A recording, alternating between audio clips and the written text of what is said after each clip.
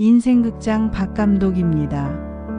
구독자 여러분, 그리고 저희 채널을 아껴주시는 어르신 여러분, 오늘만큼 위태롭고 아프기도 한, 그래서 눈을 뗄 수 없는 이야기는 없었습니다. 이것은 외로움이라는 병이 한 사람의 영혼을 어디까지 파괴할 수 있는지에 대한 한 여자의 비극적인 실화입니다. 죽은 딸의 그림자를 사위에게서 발견한 어머니. 그녀의 선택을 우리는 과연 죄라고만 부를 수 있을까요? 아니면 무너진 세상 속에서 살아남기 위한 하한 인간의 처절한 몸부림이었다고 말할 수 있을까요? 판단은 이야기를 모두 들으신 여러분들의 몫으로 남겨두겠습니다. 수정아, 내 딸아, 이 못난 어미를 용서하지 마라. 내가 떠난 이 세상에 남아 내가 저지른 죄는 지옥의 업보로도 씻어낼 수 없을 테니깐 말이다.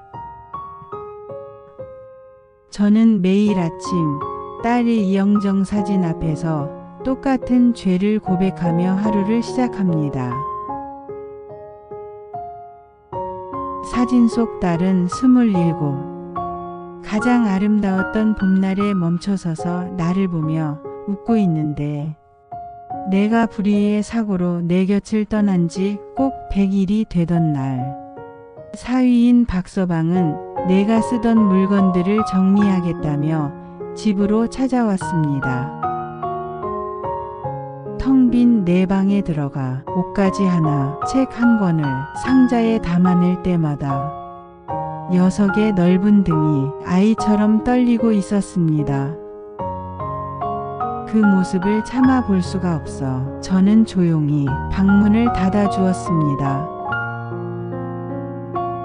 외로움은 젖은 솜니불처럼 밤마다 제 온몸을 짓눌렀습니다. 정막이 내려앉은 집안에서 살아있는 것은 낡은 괴종식의 소리와 내가 숨쉬는 소리뿐인 것 같았습니다. 그럴 때마다 박서방과 손녀 민희를 생각했습니다. 나보다 더한 지옥 속에서 살고 있을 그 두 사람을. 저는 매일같이 반찬을 만들어 사위의 집으로 향했습니다. 어미 잃은 내 어린 손녀를 굶길 수는 없다는 생각. 그리고 아내 잃은 사위의 텅 빈 눈동자를 외면할 수 없다는 연민. 처음에는 분명 그것이 전부였습니다. 하지만 시간은 더디게 흘러 계절이 2번 바뀌고 딸아이의 첫 기일이 다가오고 있었습니다. 박서방은 눈에 띄게 수척해졌습니다. 그는 회사 일과 육아에 치여 자신의 슬픔을 돌볼 시간조차 없어 보였습니다.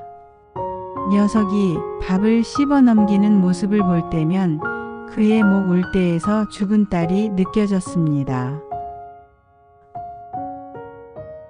딸이 살아있을 때 엄마, 우리 서방은 꼭꼭 씹어먹는 게 어린애 같아라며 웃던 목소리가 환청처럼 들려왔습니다. 그래요. 어느 순간부터인가 박서방의 모습 위로 죽은 딸의 모습을 겹쳐보고 있었던 겁니다. 녀석의 지친 눈빛에서 고단했던 너의 하루를 보았고, 녀석이 민희를 보며 웃는 모습에서 딸의 모성애를 느꼈습니다.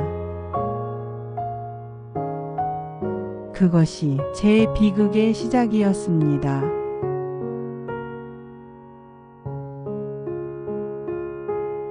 어느 비 오는 날 늦은 밤이었습니다. 잠든 민희를 돌보다 늦어진 저를 박서방이 바래다 주었습니다. 차 안에서 그는 처음으로 제게 속내를 털어놓았습니다.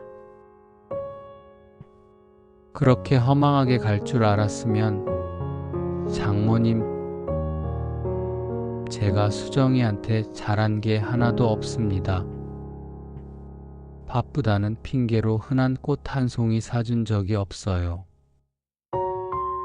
그 흔한 사랑한다는 말도 마지막으로 해준 게 언젠지 기억도 안 납니다. 이렇게 허망하게 갈 줄 알았으면.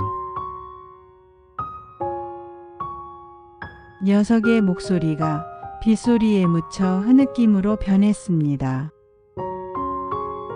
저는 차마 아무 말도 하지 못하고 그저 떨리는 녀석의 어깨 위로 손을 얹어 주었습니다. 단단해야 할 사내의 어깨가 금방이라도 부서져 내릴 것처럼 가늘게 떨리고 있었습니다. 그 떨림이 제 손바닥을 통해 제 심장으로 전해졌습니다. 연민이었습니다. 아니, 연민보다 더 진하고 위험한 무언가였습니다.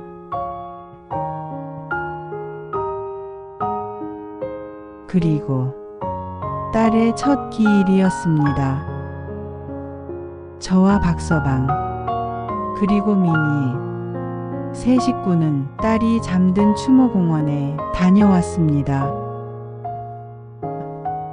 집으로 돌아와 딸이 좋아했던 음식들로 저녁상을 차렸습니다. 미니가 잠든 후 저와 박서방은 거실에 마주 앉아 술잔을 기울였습니다. 딸을 추억하기 위해 시작한 술자리였습니다. 박서방은 취기가 오르자 죽은 딸 사진이 담긴 앨범을 가져왔습니다. 나 너무 힘들어 여보. 장모님, 이것 좀 보세요. 수정이 이때 참 예뻤는데, 이때는 정말 행복했는데, 내가 없으니까 나 정말 어떻게 살아야 할지 모르겠다. 미니한테도 나는 나쁜 아빠야. 녀석은 딸의 사진을 부여잡고 어린아이처럼 오열했습니다. 그 모습을 보는 순간 제 안에 무언가가 무너져 내렸습니다. 저것은 내 사위가 아니라 어미를 잃고 우는 내 아들이었습니다. 세상을 잃고 통곡하는 또 다른 나 자신이었습니다. 저는 계속 오열하고 있는 녀석에게 다가가 그의 머리를 제 가슴에 기대게 했습니다. 괜찮다, 괜찮다. 주문처럼 되뇌이며 녀석의 등을 쓸어주었습니다. 눈물과 술로 범벅이 된 그의 얼굴이 제게로 향했습니다. 그의 눈동자 속에서 저를 원망스럽게 쳐다보는 딸의 얼굴을 보았습니다. 그 순간 선을 넘어버렸습니다. 그것은 욕망이 아니었습니다. 적어도 처음에는 너를 잃은 슬픔과 너를 닮은 이 남자에 대한 연민과 그를 통해 너를 다시 느끼고 싶었던 나의 뒤틀린 모성이 뒤엉켜 만들어낸 끔찍한 실수였습니다. 다음 날 아침 저는 제정신이 아니었습니다. 죄책감이 온몸을 쇠사슬처럼 올감했습니다. 다시는 녀석의 집에 가지 않겠다고, 다시는 녀석을 보지 않겠다고 다짐했습니다. 하지만 며칠 뒤 박서방에게서 전화가 왔습니다. 미니가 아프다는 말이었습니다. 그 말을 듣는 순간 제 다짐은 모래성처럼 무너졌습니다. 그렇게 우리의 위험한 관계는 다시 시작되었습니다. 한 번 넘어선 선은 두 번째부터는 너무나도 쉬웠습니다. 우리는 서로의 외로움을 파고들었고 서로의 상처를 핥아 주었습니다. 죄책감을 잊기 위해 더 깊은 죄의 수렁으로 빠져들었습니다. 저는 박서방의 품에서 죽은 딸의 온기를 찾으려 했고, 박서방은 제게서 죽은 아내의 그림자를 쫓았습니다. 우리는 서로를 보면서도 서로의 뒤에 있는 허상을 보고 있었던 겁니다. 저는 매일 밤 딸의 영정 앞에서 무릎을 꿇었습니다. 수정아, 어미를 용서해다오. 딱 한 번만 이 사람에게서 내가 완전히 잊힐 때까지만이라고 빌었습니다. 얼마나 이기적이고 가증스러운 기도였을까요? 비극은 예고 없이 찾아왔습니다. 그날도 저는 잠든 민희를 확인하고 박서방의 방으로 향했습니다. 방문을 닫으려던 순간 문틈으로 저를 바라보는 작은 두 눈과 마주쳤습니다. 제 손녀 민희였습니다. 아이는 아무 말도 하지 않았습니다. 그저 모든 것을 이해한다는 듯 깊이를 알 수 없는 눈으로 저와 박서방을 번갈아 쳐다볼 뿐이었습니다. 그 순간 세상의 모든 소리가 멎었습니다. 저는 그 자리에 얼어붙었고 아이는 조용히 자기 방으로 돌아갔습니다.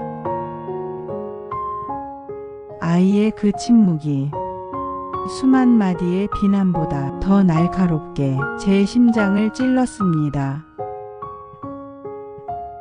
다음 날 민희는 제게 물었습니다. 할머니, 어젯밤에 왜 아빠랑 같이 울었어요? 할머니도 엄마 보고 싶어서 운 거예요? 아이의 그 순수한 질문 앞에 제 모든 위선과 자기 합리화는 산산조각 났습니다. 저는 아이를 끌어안고 아무 말도 하지 못한 채 통곡했습니다. 그것은 딸을 향한 미안함도 죄가 발각된 것에 대한 두려움도 아니었습니다. 내 더러운 욕망이 이 어린 영혼에까지 씻을 수 없는 상처를 주었다는 참혹한 깨달음이었습니다. 그날 이후 저는 모든 것을 제자리로 돌려놓았습니다. 박서방에게는 이사를 권했고 저는 손녀 민희를 제가 직접 키우기로 했습니다. 사람들은 제게 손가락질했습니다. 남편 잡아먹고 딸 잡아먹고 이제는 사위까지 잡아먹는 년이라고 그 어떤 비난도 달게 받겠습니다. 하지만 이것 하나만은 알아주십시오. 제가 박서방의 품에서 찾으려 했던 것은 한 남자의 온기가 아니었습니다. 그것은 죽음이라는 거대한 절망 앞에서 내 딸을 단 한순간이라도 더 붙잡고 싶었던 어미의 처절하고 뒤틀린 몸부림이었습니다. 저는 그를 통해 딸을 되살리고 싶었던 겁니다. 이제 저는 압니다. 딸을 진정으로 사랑하는 방법은 딸을 닮은 사람에게서 딸의 환영을 찾는 것이 아니라 딸의 분신인 민희의 작은 손을 잡고 함께했던 세상을 꿋꿋이 살아내는 것임을. 수정아, 이 못난 어미의 죄를 용서하지는 마라. 다만 내 딸 미니가 어엿한 어른이 될 때까지 내가 이 죄의 무게를 견딜 힘을 달라고 하늘에서 지켜봐 주기만 하렴.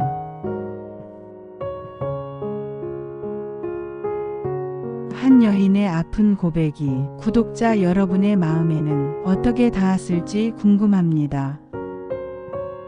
인생이란 때로 우리가 상상하지도 못했던 길로 우리를 이끌고 돌이킬 수 없는 선택을 하게 만들기도 합니다. 오늘 이야기에 깊이 공감하셨다면 구독을 통해 저희 인생극장의 다음 여정에도 함께해 주십시오. 여러분이 눌러주시는 좋아요와 남겨주시는 댓글 한 줄을 모두 읽어보며 저희는 또 다른 가슴 아픈 인생들을 세상에 전할 용기를 얻습니다. 인생극장의 박감독이었습니다.